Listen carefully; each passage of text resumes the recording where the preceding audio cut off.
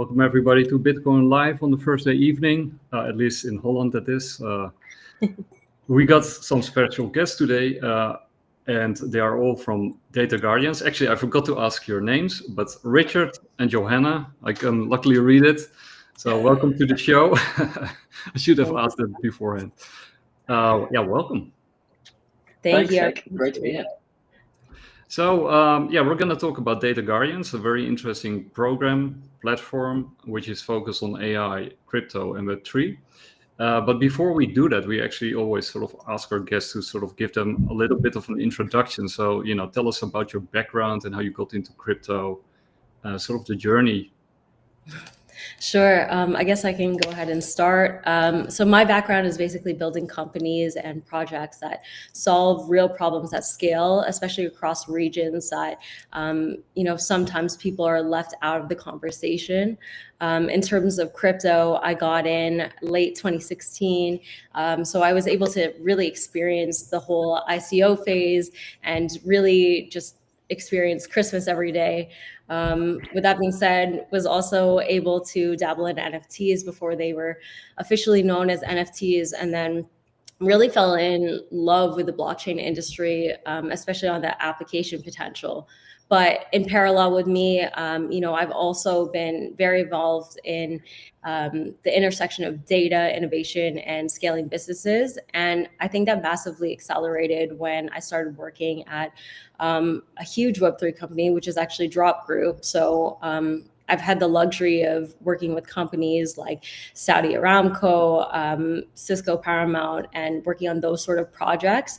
So that's actually where I met Richard and how we came to found DGen. We saw how enterprises and sovereign AI was accelerating, and basically how little was given to where the actual training data was coming from. So as a creator, what also really drew me into Web3 was essentially the ownership and community. So it's the first time that we can actually design systems where people can control and retain what they create.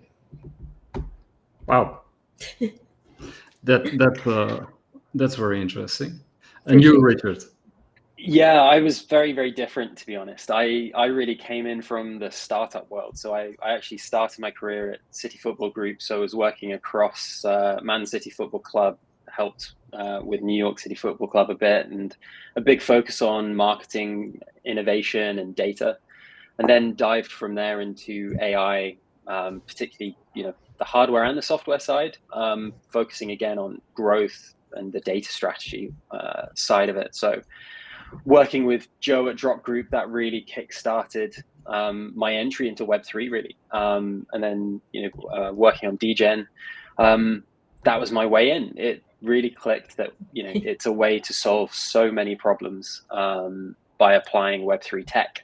That original ideal of financial inclusion really, really clicked. And then, we launched DGen because the pattern we were seeing was always the same. Like, companies needed AI to do more, but good quality data was hard to come by and super, super expensive.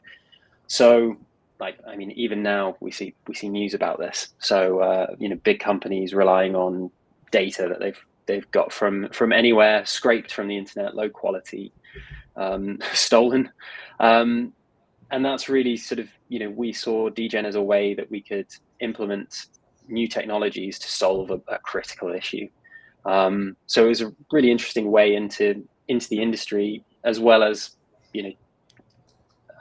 complementing that with my background in AI, which, it's over a $200 billion industry at the moment, is expected to hit, I think, 4.8 trillion by 2033. So, being able to, exactly, it's like crazy growth. And we only see that, Web3 tech, blockchain application and sort of linking to crypto as well is only going to increase that opportunity.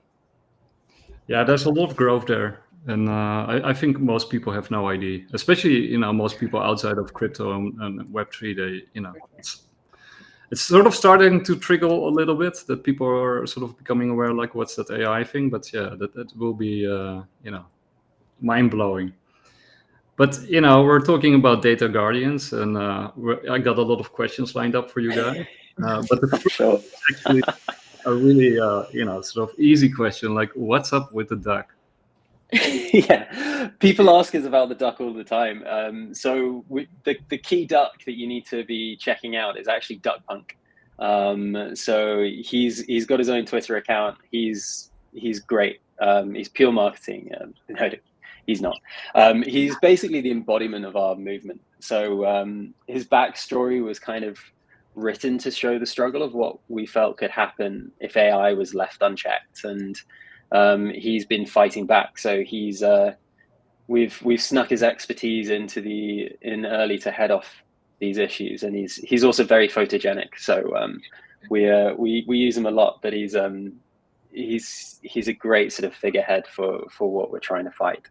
No, I absolutely agree. And with me, I think he really represents the rebellion against like the black box AI. So some companies want to focus on faceless, closed systems where basically we want to focus on empowerment and open contribution. I think Duck Punk comes in with this great energy, much like a Satoshi energy. So think of him as like the Satoshi of ethical AI, but he comes with that raw, confident energy about where the industry is heading, and doesn't have time to explain the movement, but he feels that by the time everyone else catches on and adopts it, it'll be too late. So I think the space that we're in can often be abstract, and like he really makes it real. So even if you go over to his Twitter accounts, I think he definitely says things how it is, how he views things. And, a lot of people are afraid of stepping on toes. I think this is a really cool way to educate people without having this like centralized figure that doesn't back empowerment. Yeah, it makes it easy and approachable, right? I mean, because it can be kind of intimidating when first, newbies come into crypto or Web3, and a duck is. Yeah, he's our decentralization as well. He's the figurehead, and brings out the big punchy points. I mean, he's just been speaking recently about one of them. So I really encourage everybody to go and check out his Twitter.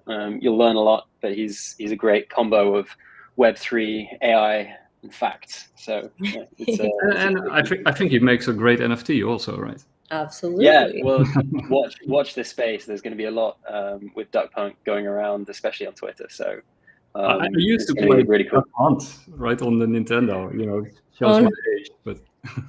Yeah, I mean that's been his naming was a big discussion at one point. So we were looking around, and like Duck Hunt, there's potential for a game there for sure, linking him in, and then also like obviously Daft Punk. So if you look back on his Twitter, he's DJ'd a bit. Well, yeah, cool. He's got a lot of talent.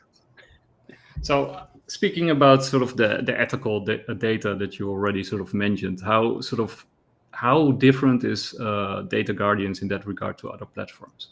Yeah, for sure. So to me, our mission is simple. We want to redefine the relationship between data, AI, and the people who power it. So most companies today and people are focusing on the interfaces, and we're focusing on the supply chain, how data is actually created for AI. Right now, AI is often seen as magic, but behind the scenes, it's often stolen, some synthetic, high volume, and like really low quality. So as someone who uses AI daily, I really want AI to be the best it can be, especially if it's here to solve problems for their future generations. So with Data Guardians Network or DGen, we believe that it requires real human values, frontier data. AI is just a tool in the end, and the human input really makes the whole different if it's given the right context. So that high quality is very essential for AI and its future potential. So we believe that we can definitely do this better in a more human involved way than what's out there right now. So our amazing community of Guardians, they can actually earn USDT by completing gamified missions that help us create or annotate data. So the data can actually be lip sync, facial recognition, pattern or image focuses, and so much more. I think paying people properly for their time is very critical for us. So we wanted to include people all across the world in DGen and give them a way to earn and learn and do it all at the same time. So we didn't like how exploitative the industry was getting for data capture and annotations. And, people are casually giving data for free, but more than half of them aren't being compensated for it. So when it comes down to it, we really want to create pathways. So regardless of your economic status, your religion, your nationality, like we want you to have a place in what we're building. I think that the world and industry are just shifting so quickly. So I think that our systems need to keep up as well.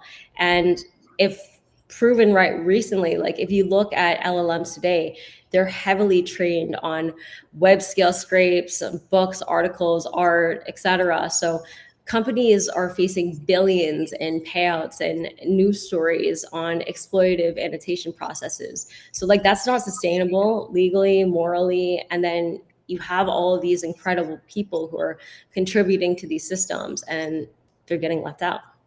But do you want to add something to that, Richard? Sorry. No, it's no, it's completely so much. Joe's hit the nail on the head, and our approach is really that consent plus compensation, and also like a cryptographic proof. So we've created a framework by which we can filter the harmful low-value data. We provide just the best quality possible, and then we anchor that to blockchain and provide that proof of not just the data and where that's sort of traveled, but also of the payment to people. So we end up being able to really provide massively enriched data sets with cultural, linguistic context, deeper context than many other options out there today. And we really want to turn data into that auditable contextual asset, not a liability, which we see a lot of companies struggling with right now.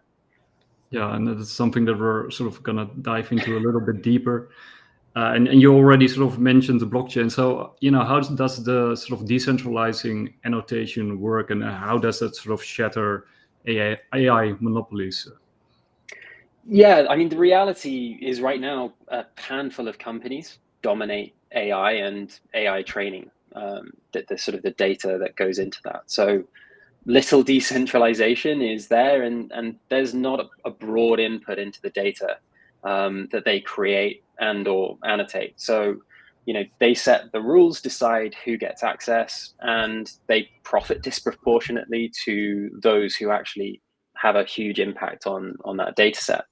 DGen is sort of that's completely flipped. So we've got the DGen token that underpins our whole process for the community. It really gives the community an opportunity to influence not just our direction, but the decisions by staking it to get access to premium missions, more rewards, that kind of thing. And it's also a value return system. So we are paying people in USDT so that there's a consistent earning option that's always stable and fair.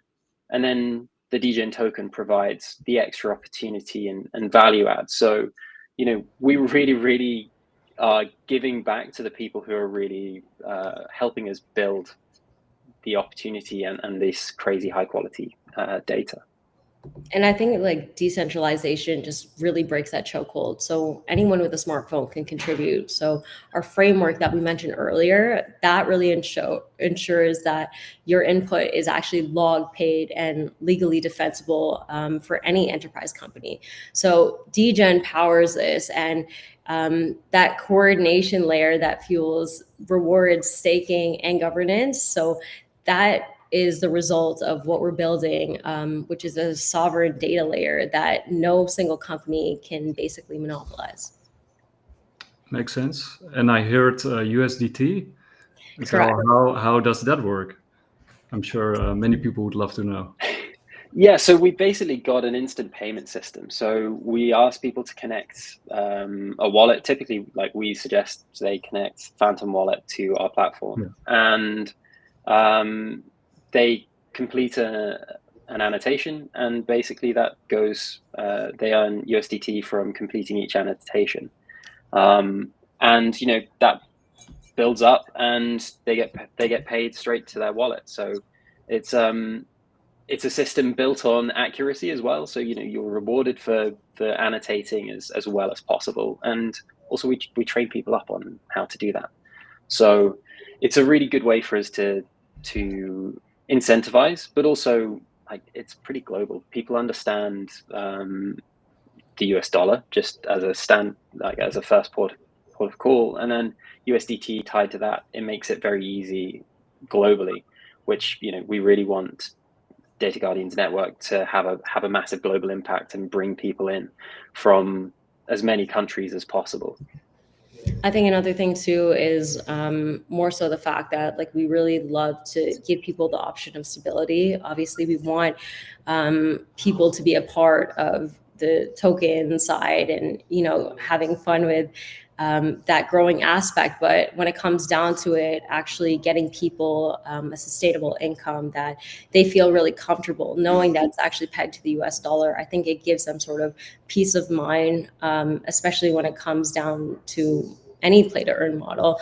And when it comes down to it too, we're basically an ever evolving platform. So right now we have a couple of modules, and one of the first modules we built is actually Swipe to Earn. So that focuses on image annotation, and we've built out our modules to basically deal with urgent problems that we've already seen. So we want DGen to basically provide specific data that helps AI consider and succeed on what's actually designed for. So less of that generic caseload of low quality data. But when it comes to actually looking at Swipe to Earn, again, we wanted to make it a very familiar sort of interface, almost where it feels like a Tinder, for example. Imagine opening your app and you're basically shown an image of a busy street. So the mission might ask you swipe right if you see a bicycle, and that's it. It's simple, quick, mobile first. And then you basically draw a box around that item and then label it. So obviously the more items you see, the more you can label, but that's just the beginning. Again, when it comes down to the frontier data side, we wanted to focus on what kind of data can anyone and everyone sort of contribute. So I think our other modules, especially the ones that are on the way, we're super excited to tell more people about. That is definitely more focused on the inclusive side. So can't wait. Yeah, and you mentioned, the familiarity, but also the stability of the stablecoin. Of course, we were just talking before going live. I have actually a regular job next to this one because of the volatility of crypto, right? So yeah, for sure. It makes a lot of sense to pay people out into stablecoins instead of crypto. And is there any particular reason that you chose USDT besides being the biggest stablecoin out there, or is that sort of the reason?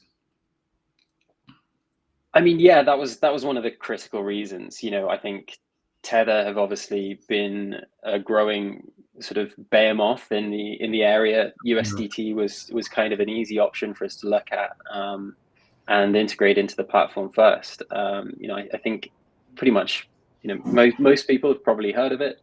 Tether have an incredible growing reputation for what they're doing outside of just USDT as well. So that was just a brilliant opportunity for us to tie it into DGen and make the payment a way to really grow and to build with something that was also making a difference already.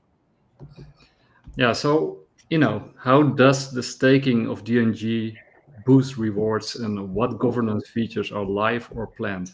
I had to read that one because yeah. So the DGen token. So staking the DGen token helps people, our contributors, level up, I guess. So they can stake tokens and unlock higher paying missions. So that's to earn more USDT on a premium mission, and there's also that governance side that we are building out, and basically people will be able to contribute to decisions, whether to make a data set public to sell on a marketplace, who can buy that, who we can, to some degree, work with, as well as the direction of the product or a new module or an improvement on the platform and prioritizing some elements. So it's skin in the game, and the network, we reward commitment. So the people who are there all the time, they're going to benefit the most. The people who really commit, and they've got the opportunity to really change their lives, which is really something we wanted to do. And we've also built in a quadratic voting system. So that formula prevents any whales basically having unreasonable power or decision-making opportunity. So again, it's as equal as possible. And actually we launched the token on pump.fun. So then it was a fair launch. No investors or sort of people getting better opportunity. It also meant that we had to buy our sort of what was set out in our tokenomics back. So it really was trying to be as fair to the community and our vision as possible. Yeah, and transparent. Of yeah, course. Exactly. Yeah. I think especially when it comes down to it too, that governance is rolling out in layers. So first, token holders can start by getting premium mission access, and then the influence for mission categories, and then even reward pools. So as Richard mentioned, they'll be able to vote on policy packs and create rules and really give feedback and direction on where they want to see this platform going. Obviously, when this is community backed, we want their input. We don't want to just build something and then have it completely close off. Right now, we're working on building that foundational layer where it gives the people something to work with. So similar to how OpenAI has ChatGPT, you have so many different opportunities to build and create on there. However, right now it's you need that platform. Where do the people come? So we're working on creating that pathway. Yeah. Yeah. And sorry, I lost my thread there. But yeah. Ethical AI, that's what we're talking about. How would you define ethical AI? Yeah, to us, it really means three things: consent, compensation, transparency. So right now, if you look at most AI models, they can't guarantee any of the three.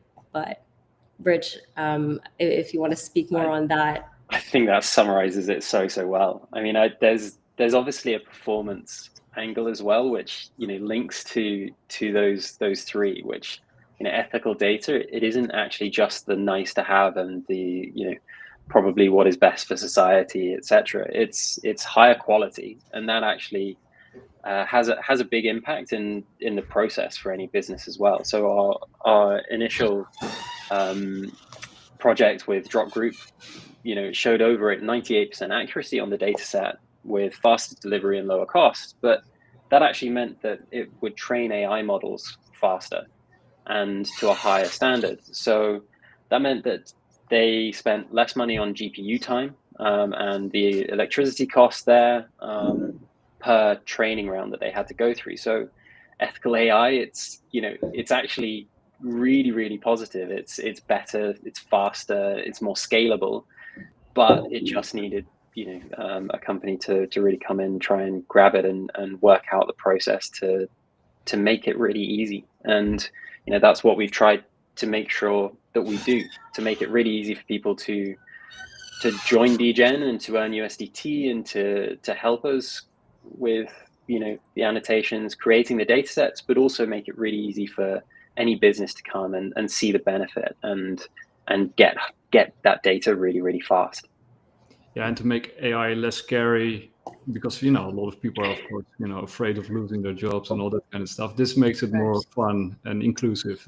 Yeah, so true. And it's one of the pieces that is also on the roadmap, is really around that education area and helping people understand AI better, to learn more, but also training them so then they can have a future job in the industry.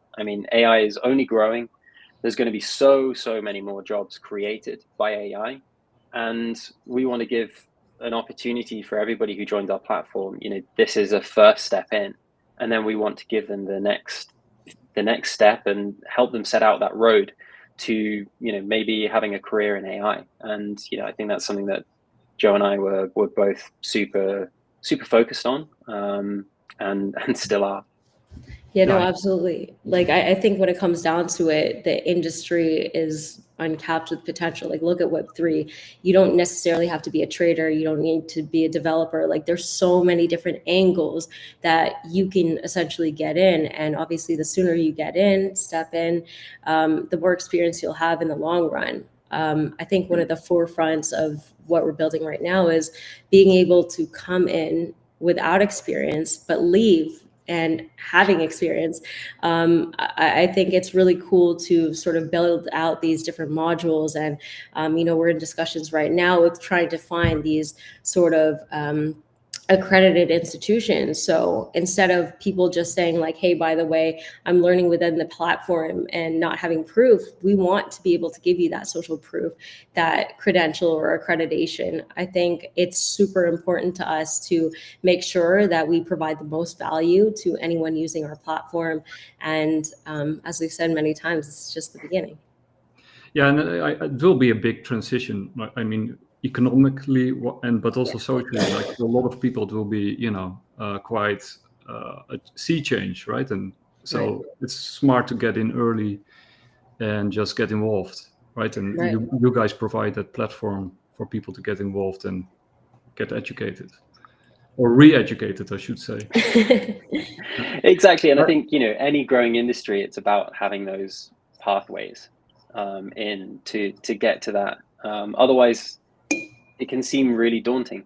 Brand new industry. We managed to combine AI, Web3, and people can branch off where they wish. But I think having those pathways is really, really important. And there aren't that many at the moment either, as the industries are pretty early still. And I think go ahead. Again, there's just so many things to cover, but especially when it comes down to, I guess, the educational component side, I feel like a lot of people right now are really focusing on obviously the algorithms, the prompting side. And then what's sort of being left out of the picture at the moment is how to correctly label the data, how to correctly store that data, how to correctly, manage the data that's getting inputted to all of these models. And obviously, if we're able to provide that solution where people can come in, even without experience, learn and grow, I think that's super cool. Like, the industry is constantly evolving, and we need to create pathways. We have to look at the landscape of what it is today.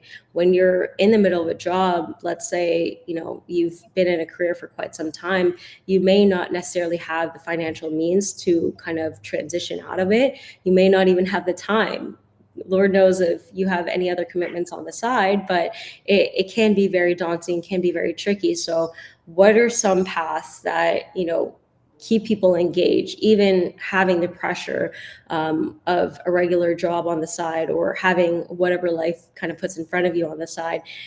We really want to find ways to sort of gamify curriculums as well. So it's not just standardized, it's more fun, more attainable. Like, even looking at micro courses, it's a lot easier nowadays to complete and actually get access to a ton of information in a short period of time. And how do we meet people when they're constantly moving around? We have to give them something that's really accessible, something that they can access anytime, anywhere. And obviously, they're not just tied to a set amount of hours, right? Like, with Web3, sometimes people are up until 3 a.m., 4 a.m., and that's just the industry. But, it's the really cool thing. It's like, for me personally, that's my peak period, from like 1 a.m. to 4 a.m. And, everyone's different. Everyone learns different. So, I think that's really cool. And everybody has different amounts of time, and Correct. You can hop on the platform whenever, and you can learn something, you can earn some USDT. So whether you're putting in 20 minutes a day, an hour, 6 hours, like, there's potential there, and you get something serious out of it, which is great. Yeah, and Duck Punk makes it fun. Yeah, But exactly. Duck yeah. Punk's There's around just always helping out. ducks. So. But you also mentioned like traders and developers, right? I Yeah. mean, that sounds easy, but for everybody listening, and if you're not a trader, trust me, that's not easy. It's very, you know what, and this is the cool thing about Web3, like we have so many communities now. I remember like back in the day, obviously, again, like especially during the ICO times, it felt like Christmas every day. But after bearish periods where there were certain friends that tried to get in a bit later, like they had no idea what to do. They didn't have the right support systems. I feel like now, especially with content, community, all these things popping up, like the industry is just so different, but it's so inclusive at the same time. Like I have mad respect for companies like Pumped Out Fund, because they're building out their own trenches. They have that really dedicated community that is super loyal, and they're actually helping each other out. Back then we didn't have a GMGN. Like look at all of these awesome bots and awesome tools that we have now, like especially with Bird Eye even. I think the industry is just in this really, really cool place. And a lot of people are always talking about adoption, but it's very rare that, people are taking the initiative to really push people in. So that's what we're trying to do. And talking about community, you got like a very lively, active community, which is now here in the chat. You mentioned like the governance, like, and you get feedback from your community. So what are sort of some of the things that they suggested that you guys should, do or implement? Yeah, I mean, I've recently been speaking with the first community users who have got onto our Telegram app. So, it's great. We talk to them as much as possible, get feedback from the early people on the platform, on the Telegram app, on, even just simple things like the UI UX. How has the design felt? How has the flow felt versus how easy is it on mobile? It's just something Joe and I have spent, it must be up to weeks now, looking at designs and flows to make sure that okay, we can be super mobile first. Anybody around just with a phone and a connection to the internet can use DGen. So, they're hugely important, not just in that support and joining the platform, but actually how we can move forward, how we build it out, whether it feels right, whether it fits with what people expect as well. So there's all of these factors that play in, and despite the fact that it's all still fairly new, they've been absolutely incredible already in helping us and making us work harder on some things, refocus on others, make some things better, as well as you as soon as you give it to someone who's not internal, you always find, I think, 10x extra bugs or issues, which is always a nightmare when you're speaking to someone and they found something like that. But equally, it's so helpful, and they've the people I've spoken to have been incredibly supportive. Yeah, it's better that they find it and that you can fix it, right? Yeah. And that they're supportive and optimistic about it. So yeah. And then one of the nice things about the whole Web3 scene that I experience is that it's very easy to communicate, right, with the people who are following you, or it's very easy to network and make friends and people. Yeah, and it's been absolutely incredible with just people reaching out on Telegram to us, not just saying, oh, this is like, is this what it should be doing, but also, oh my gosh, I absolutely love this part. It looks so great. This just is brilliant. I found this so much fun.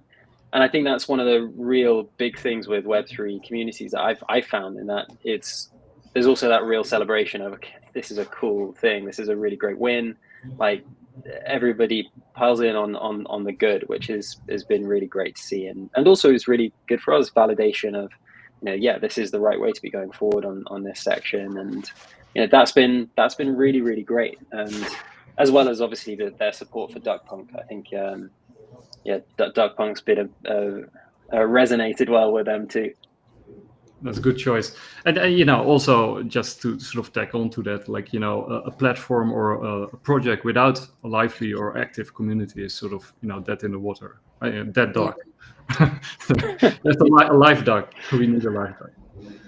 So sort of to get back to the questions, like something more serious, but with lawsuits against like Anthropic, how does Solana provenance protect users and clients?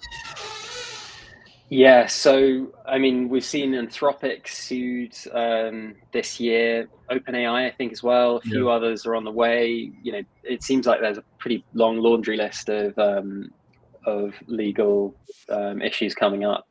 I think it highlighted a huge liability that was hanging over AI, and it was sort of everybody knew about it, but nothing was kind of being done with it. The Wild West. So yeah, you know, nobody knew what was in the data sets, but equally we saw like Studio Ghibli suddenly mocks coming out of OpenAI or whatever.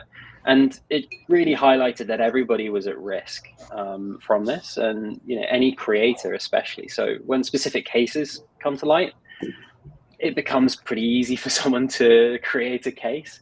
You know, a lot of the models have used data that's difficult to trace, let's say, or prove that they haven't scraped that from the internet, that they actually own the rights to use that data the way they have. And, you know, we really want Degen to be able to show that golden thread of this is where the data comes from. X number of people have worked on it, and, you know, control who may have input in the data set. Maybe you only want people from one country or who speak one language, like whatever that input is, that becomes possible. So, you know, if you can defend where each data point comes from, and the consent is associated, which it is by people using Degen, then you know, you're in the clear from a legal standpoint there, which is really, really important and is becoming a pretty big issue for some of these AI companies. I think the Anthropic issue was what, a 1 point something billion payout, which is pretty crippling. You know, absolutely, I agree, and I think that's where like why provenance really matters, especially on Solana. I think it's really important because every decision on our pipeline is sort of anchored as a Merkle root. So regulators can actually audit, enterprises can actually prove compliance, and contributors can really show that they were paid. So we call it from moving AI from a black box to an actual auditable trail. So that's where the future is heading. And understandably, that's where compliance is really non-negotiable. I think I wake up every single day watching the news or reading something where it's like there's a new lawsuit here, here, and here, someone complaining about IP infringement. There are constant things that keep coming up. And to really solve that, I think that, you know, AI is so powerful on its own. It's a great accelerator, and blockchain is the perfect ledger to kind of record all of that, all of these incredible transactions. Like if you look at how people are using LLMs today, constantly trying to get the right outputs, think about how many transactions are constantly coming up. Like, what is the one ledger, a mutable ledger, that can essentially keep up with that volume? We need to be able to understand traceability. We need to understand where this information is coming from, especially in the sense of when enterprises need to, you know, dive in and basically, you know, create their own closed loop models. They personally want to know where is that information coming from. So, and I you know, it's my impression that Solana is also trying to rebrand itself. You know, getting away from the come a long way. Yeah. I really, you know, we're doing a couple of shows on decentralized science, but you know, this is also a project that sort of shows sort of the other side of Solana, and that it's not just about, you know,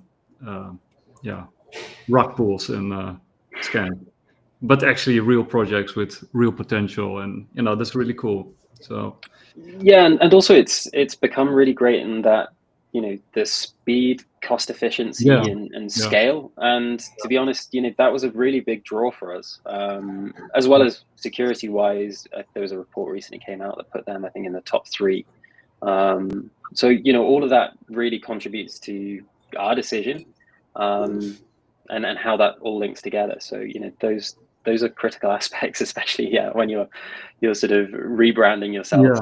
It's a really, really good way to do it by having super important and useful technology.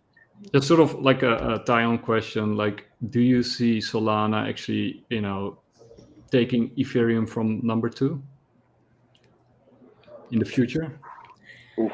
That it's tricky because there's so much being built on top of it. I think it's a solid foundational layer, but just knowing the sort of institutional ties that Ethereum has, like a lot of people don't know of how many use cases there actually have been, like behind the scenes. Like I think it was as early as 2014, maybe earlier than that.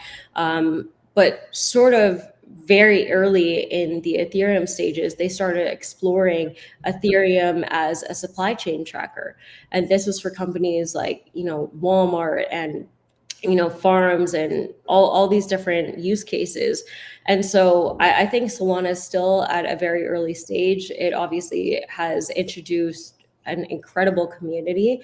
But I think it really depends on the perspective that you're looking at. So whether it's just going to overtake on the community utility side where people get to build on, have fun with it, or if it's also going to overtake in that sort of more corporate sort of infrastructure as well. Yeah. My feeling is that Ethereum will be going down at the end of this run. But I'm not going to put it out there, but there's certain things go without saying. But yeah, Solana definitely has huge potential. And again, this is something that really attracted us to Solana rather than, other chains. I think the really cool thing about it is that's currently where the community is. There are so many people who are very pro Solana, and obviously they understand the deeper community connection as opposed to other chains. Gas fees aside, but that's another conversation for another day. It's an entire conversation. Yeah. Now, and how do you ensure fair labor and exploitation on the network? Yeah. Look, let's be honest. Traditional annotation has had really bad rap thanks to some shady approaches. So sometimes it's looked at as digital sweatshops, long hours, underpaid workers, and obviously no transparency. Why would there be? But we honestly believe that that's not how things should be. And we thought that with Degen, we can actually build something that brings people maybe even out of poverty, provides pathways for the unbanked, and actually brings more people into Web3 and crypto and actually upscale them. This is the really, really cool thing about what we're doing right now. Again, it doesn't have to be long hours. This is something that people can take with them. Work doesn't necessarily have to feel like a chore. And when it comes down to the future of work and future of education, there are so many opportunities, so many options. It's really interesting because, the potential is uncapped. And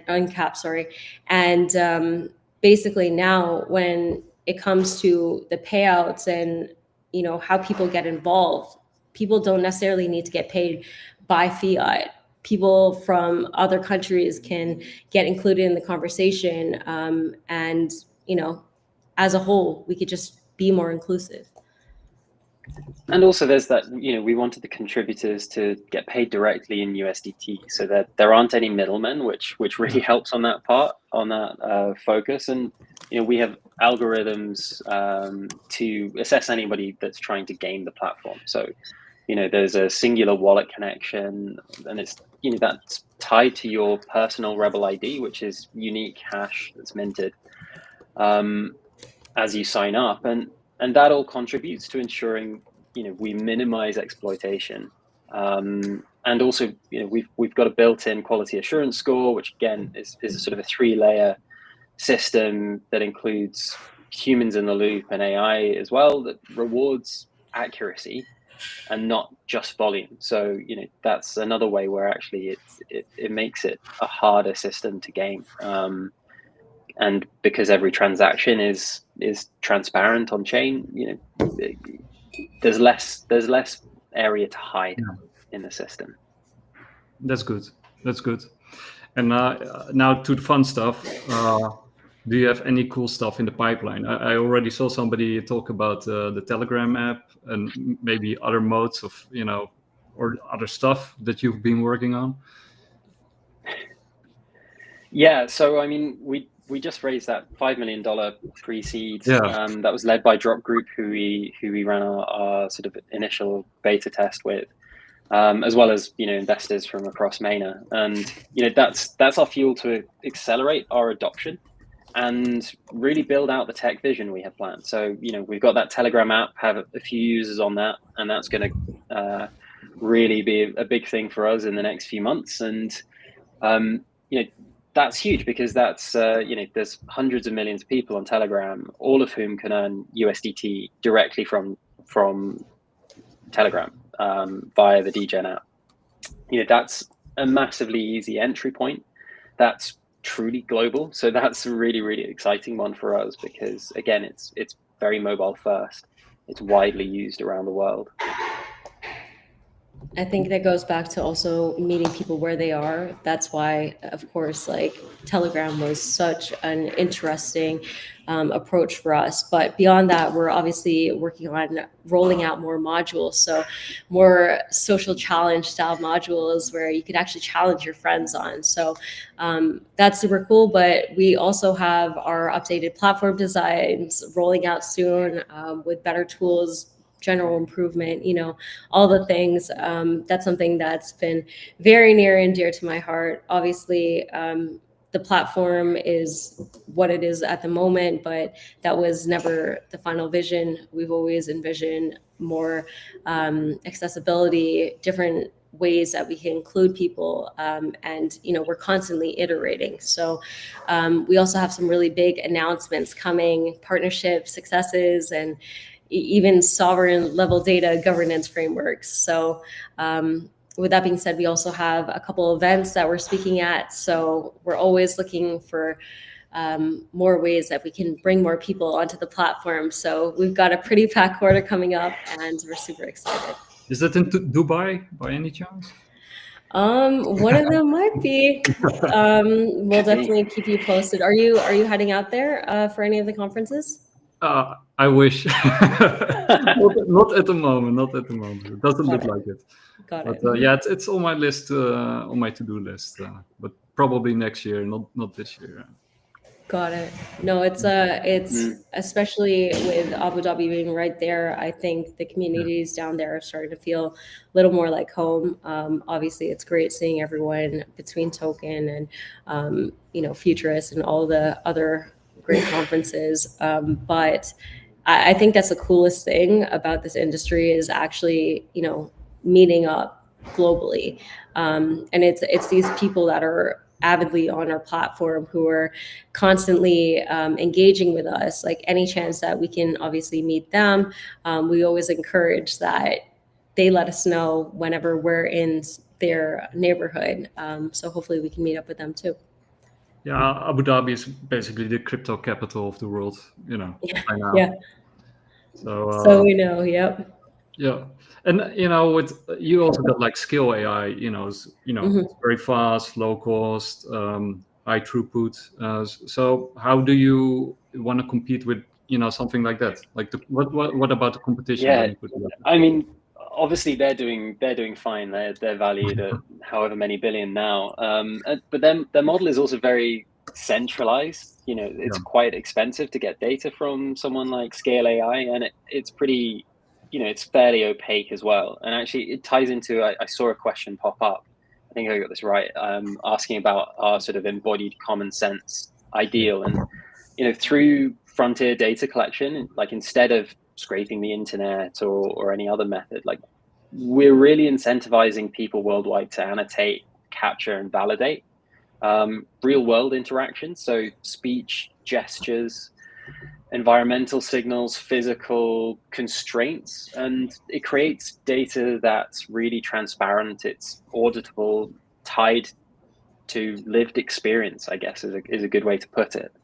And it means that when an AI model trains on degen data, they gain that embodied context and that sort of context layer, not just in language patterns, but how objects behave, how humans interact, how physical world can constrain possible outcomes. And that has so many applications across medicine, robotics, to just, general everyday AI models that people will use or experience or, maybe not even know is there, but is behind the technology that they interact with every day.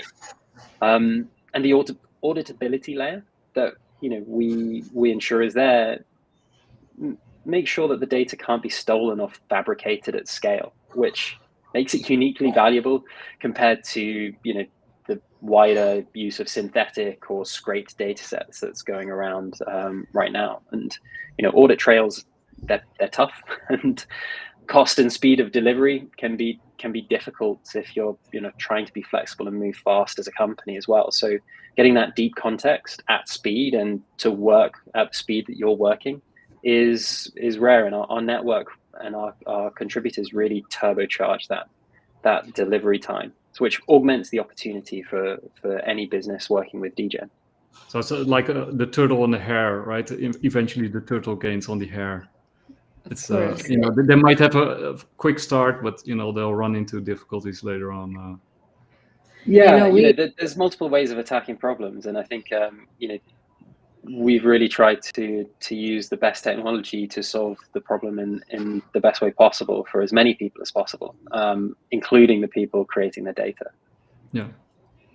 And honestly, we outperformed like most people in the industry, just even with our beta tests, like with drop groups. So the focus was faster, cheaper, and more accurate, and obviously legally defensible. So it's one of the key reasons that they actually invested in us. But that is really the holy grail that we're trying to focus on, like that speed, quality, and cost compliance. Like those four are the top tier. And obviously with regulation tightening, we believe that the last piece will basically decide who survives. On top of that too, like we have to remember that scale AI is an entirely different business. They're paying out what they are. And with us, we're really focused on trying to find ways to really monetize opportunities for the average person, for anyone who comes onto our platform. It's really important to us to show people that they're actually huge value adds. With that being said, with our company, we're more focused on turning verified contributions, verified human input into a whole new asset class.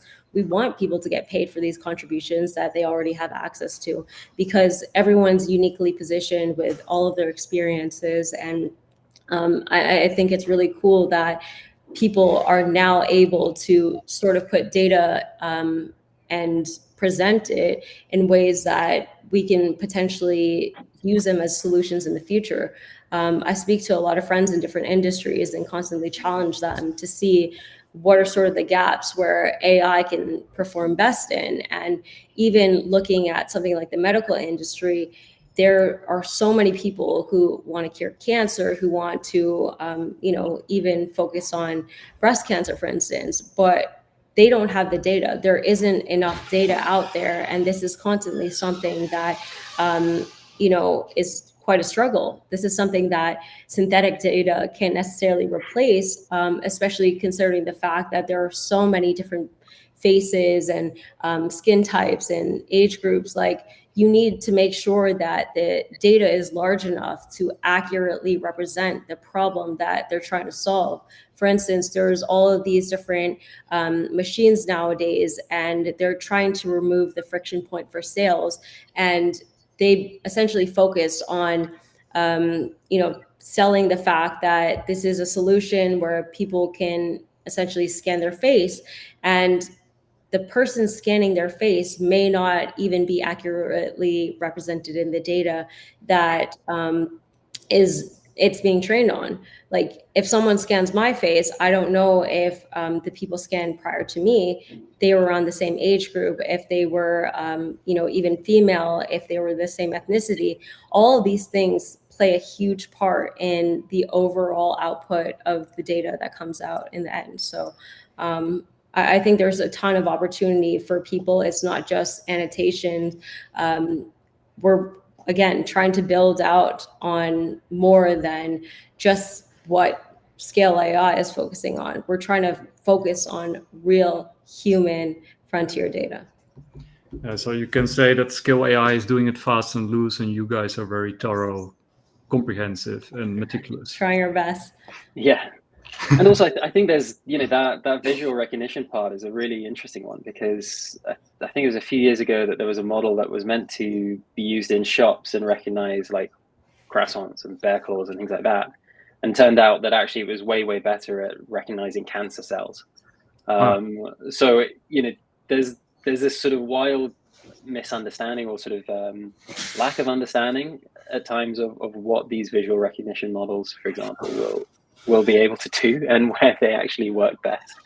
So, data is the real thing that has such a big impact on that. And, I think Joe's highlighted, some really important ways that's difficult in real life.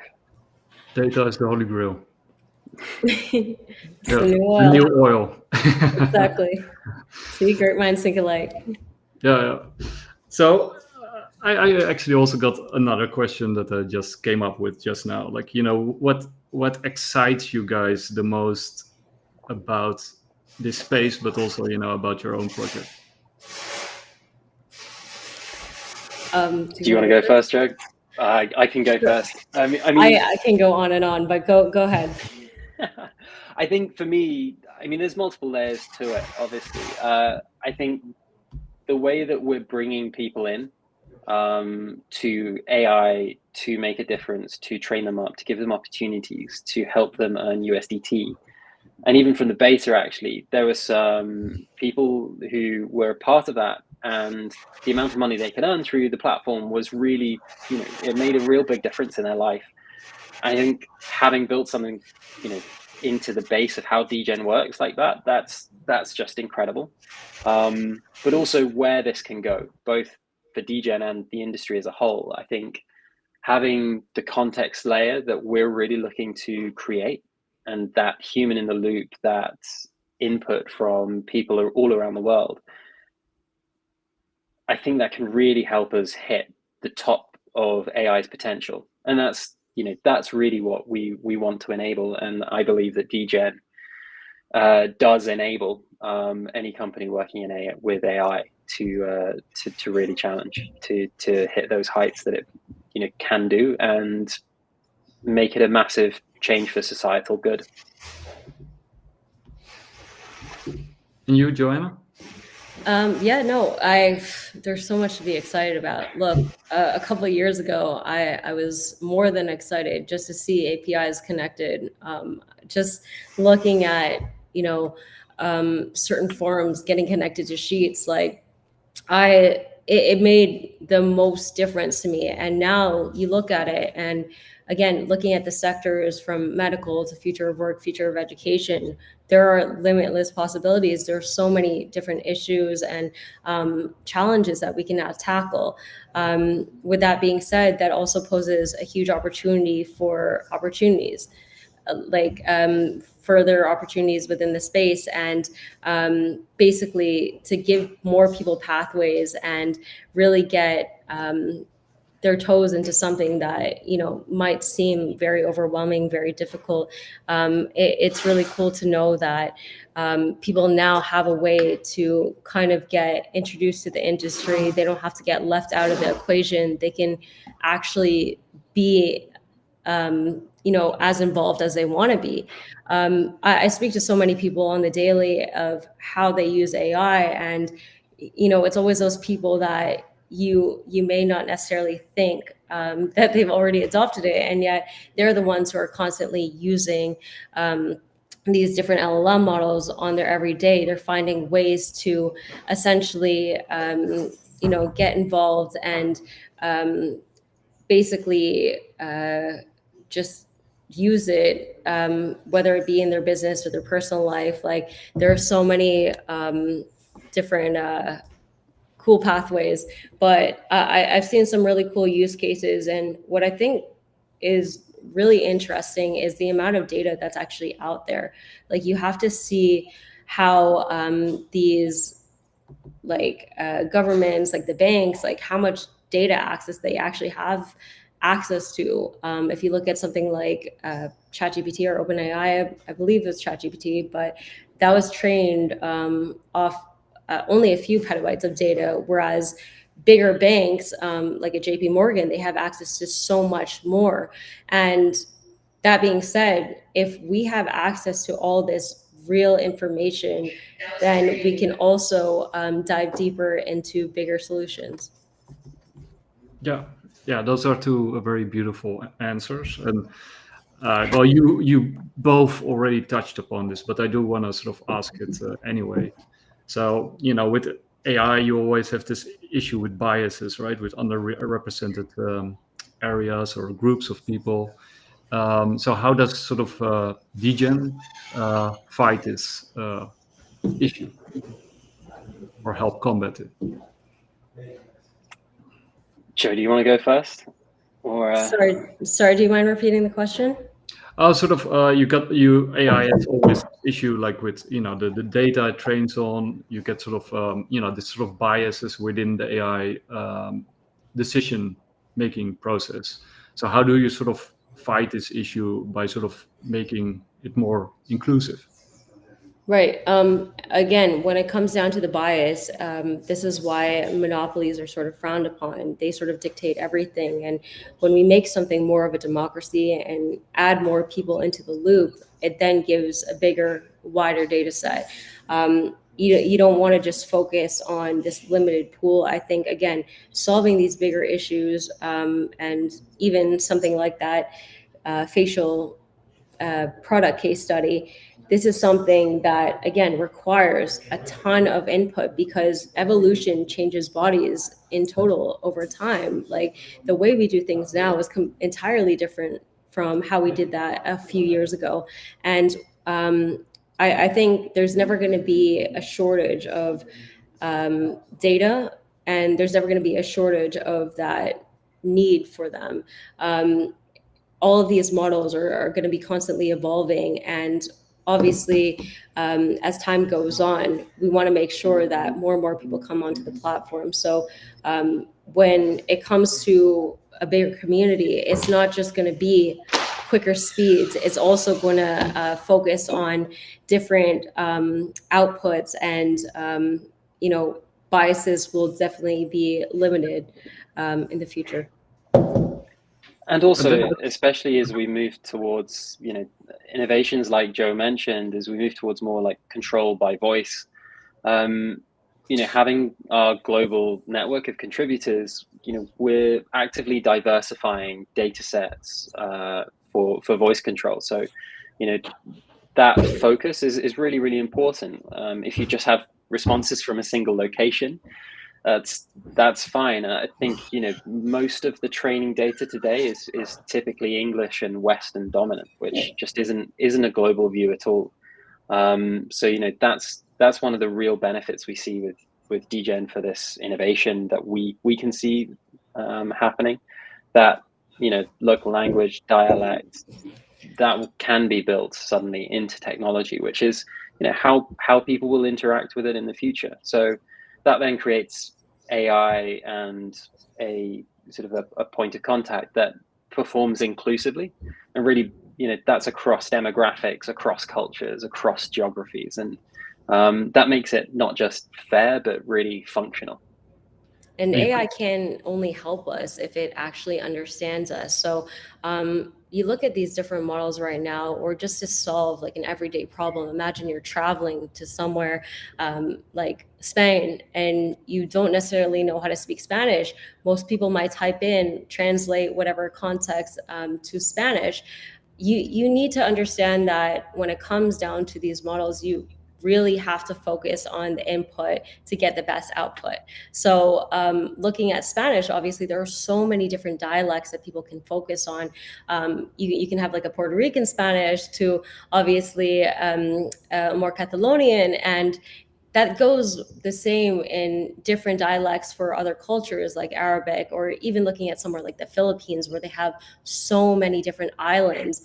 Every single island has their own dialect, their own phrases, and the data that we have right now, the access to the information that we have right now, it's only representing what's out there. So if people aren't actively going into these communities, keeping up with the constant innovation and changes and the shift, then this data will be outdated. And so when it comes down to it as well, I think we're at this really cool, exciting period where, all of these solutions that we're seeing today, they're starting to tackle the problems of language barriers and things like that. And obviously down the road, it gives a big opportunity for tourism. And looking at something like Saudi Arabia, for example, it's definitely part of Vision 2030 to create initiatives for tourism, to get more people included. And with that being said, if you have a Filipino nurse that comes in and is helping out in a hospital, and you have, let's say, a gentleman who speaks only Arabic, how are they going to communicate? Especially in the hotels, like a lot of people are very Arab native, which is obviously incredible. But for the tourists that might not know any Arabic, they might struggle. And, staying in a few different hotels in the region, I've run into some cases like that, even with them being 5-star hotels. So I think down the line too, to be able to supply like this wide variety of data to these companies who are trying to actively solve these problems, that's really interesting and really exciting.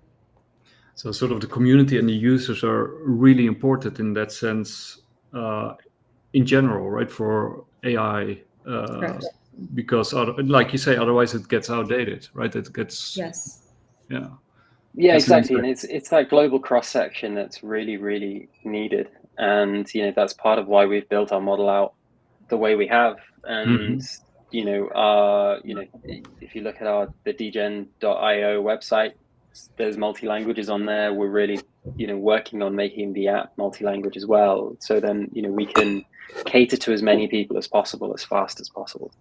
So in that sense, the metaphor data is the new oil is quite literally true, because you can actually run out of oil.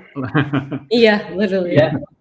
Yeah, exactly. And the problem is, once that happens, then you're in trouble. And these models need training initially, but then they need retraining to keep up the accuracy level. So more data is always required during their lifetime, these models' lifetime, and to train new models. So, data is the new oil is really, really accurate, and you're always looking for new sources. So that's why that our global contributors, that's the guardians, that's really, really valuable for us.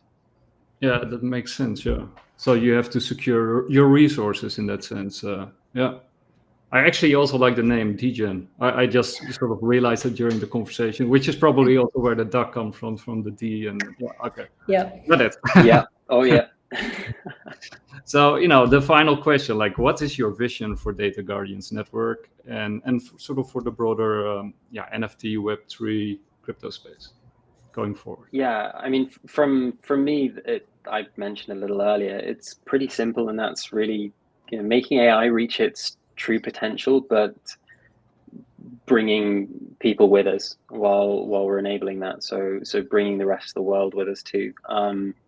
And that's going to happen with DGen as the ethical, traceable context layer for AI.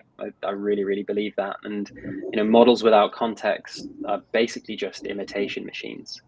Models with that verifiable, human curated context can actually reason, and that's how AI is going to make the next big step change that really affects us all. But we've all helped get it to that stage and got something out of it as well, which I think is super, super important.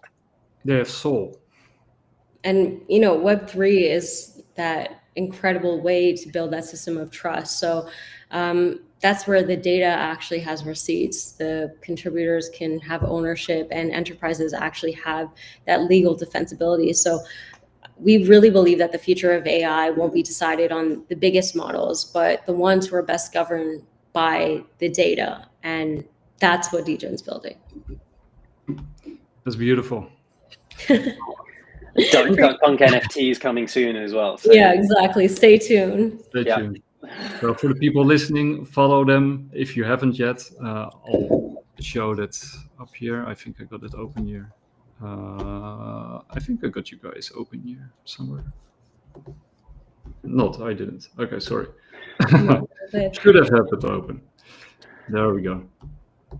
So for the people who are not following them, follow Data Guardians. Here is the link. Yeah, there we go. At Data Guardians NK.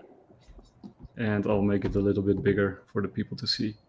So I want to thank both of you for being on the show. I really enjoyed it. I actually also learned quite a bit. So that's always nice. And are there any final remarks before you leave? Stay in touch, guys. Again, I think this is something that is obviously super cool, but that's just my opinion. Obviously, we want your feedback. So please, anything that you see, any ideas you have, feel free to reach out to us. Stay in touch. We really want everyone's opinions because we're building this ultimately for you. Yeah. Couldn't have said it better. And thanks so much for having us on. And thank you so much. Appreciate it. Take care.